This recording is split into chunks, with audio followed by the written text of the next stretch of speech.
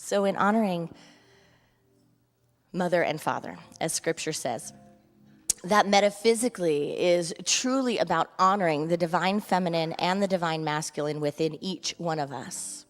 And so today we have an experience together of that raising the field, raising the vibration of the experience of the divine feminine and the balance of the masculine feminine, and we join together with people from around the world to hold prayer.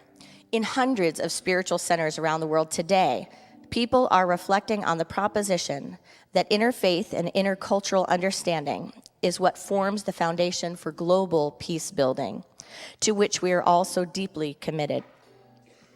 We join together today as a partner ministry of AGNT, the Association for Global New Thought, the Charter for Compassion, and as an international city of peace, to add our voices to the collective consciousness.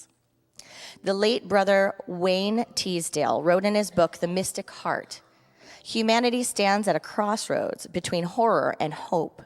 In choosing hope, we must seed a new consciousness, a radically fresh approach to life, drawing its inspiration from perennial spiritual and moral insights, intuition, and experience.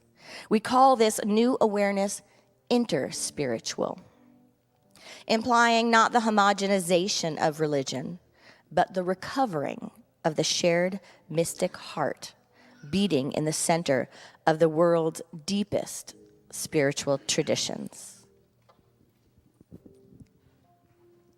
Spiritual and religious belief systems shape worldviews that, in turn, determine cultural norms.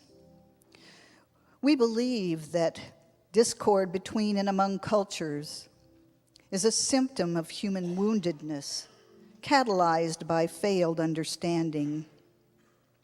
When compassionately understood, the diverse wisdom of our spiritual legacies give rise to healing. We do have a hand in determining whether cultures evolve or merely change. Today, we are right in the middle of a planet-wide values shift. Its implications for religion, spirituality, intercultural healing, and personal development are profound. At its very heart lie new understandings of peace and nonviolence, social, economic justice, human rights, and ecological sustainability.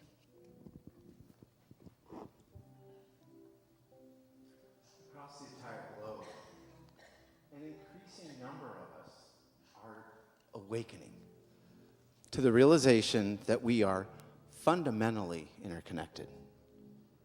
We modern humans are faced with a historic opportunity to consciously co-evolve with one another and with nature through a network of constructive relationships that transcend ethnic, national, and cultural differences.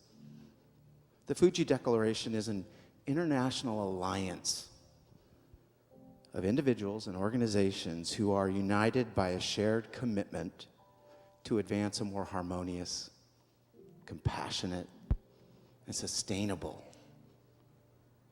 era for all humanity. It is a call to a global citizens to recognize and nurture the full human potential and the divine spark within each human spirit, to catalyze a timely shift in the course of history.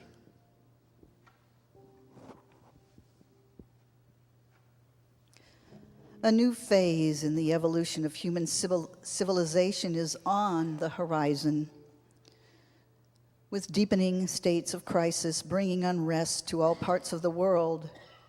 There is a growing need for change in our ways of thinking and acting. We now have the choice of either spiraling into deepening peril or breaking through to a world of dignity and well-being for all. Throughout its history, humanity has been guided primarily by a material consciousness. Fearing scarcity, we have continued to pursue material gain beyond necessity, taking from others, and depleting the earth's natural resources. If our aspirations continue to focus only on what is material and finite, our world will face inevitable destruction. The great source of life encompasses both the divine masculine and the divine feminine, which need to be balanced within each individual and in society. For thousands of years, human history has been dominated by our masculine expressions, resulting in wars, aggression, competition, and destruction of the natural world. We can say that our systems and practices have long suppressed feminine values, such as love, compassion, empathy, nurturing, intuition, cooperation, and peacemaking. It is important that these values are honored within men and women, within all beings, and they become the guiding force for global survival and evolution at this critical juncture in history. At the same time, the true power of the masculine must also find expression.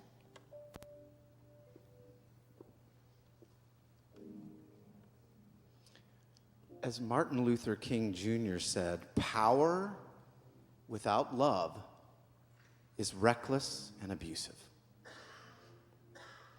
And love without power is sentimental and many times anemic. What is needed in our world today is to revive and to activate feminine values and to redefine and harmonize that true masculine archetype. Only when we are able to restore balance between the masculine and the feminine, these energies, in that balance, we can fully ignite that divine spark in the spirit of the humanity and open this door to this new era of living. As a first step, we need to free ourselves from all prejudice and stereotypes, whether they concern gender, cultural, racial, political, or religious differences and stereotypes, physical or mental abilities, or social status. This prejudice, by its very nature, denies sacredness in our own life. In oneness, we can foster a world that honors deep feminine principles in harmony with the masculine.